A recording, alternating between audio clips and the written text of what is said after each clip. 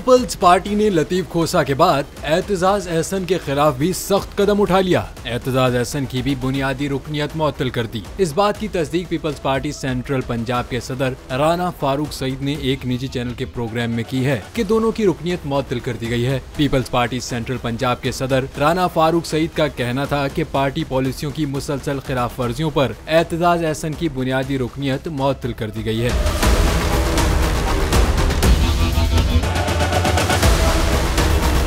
एतजाज एहसन और लतीफ खोसा peoples party की central executive committee के भी रुकन हैं। मरकजी क़यादत से दरख्वास्त की गई है कि दोनों रहनुमाओं की CEC रुकनियत भी मुअत्तल की जाए। उनका कहना है कि एतजाज एहसन और लतीफ खोसा की पार्टी से बरतरफी का फैसला CEC इजलास में मुतवक्के है। दूसरी जानिब पीपल्स पार्टी ने गुज़िश्ता रोज लतीफ खोसा की बुनियादी रुकनियत खत्म की थी और पार्टी के सेंट्रल पंजाब ऑफिस में वॉल ऑफ शेम का इफ्तिताह किया गया था, जिसमें लतीफ खोसा की तस्वीर लगाई गई थी।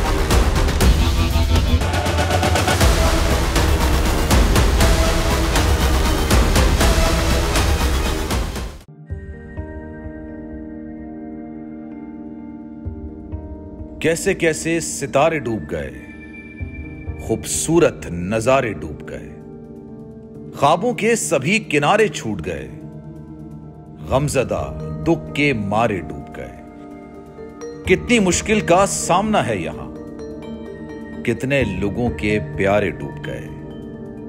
आओ मिलकर करें मदद सबकी, जिनके सारे सहारे डूब गए।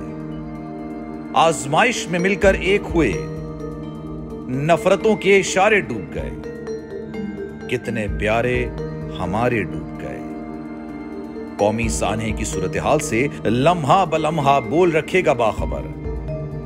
गम की इस घड़ी में बोल तारकीने वतन के अहले खाना के साथ खड़ा है।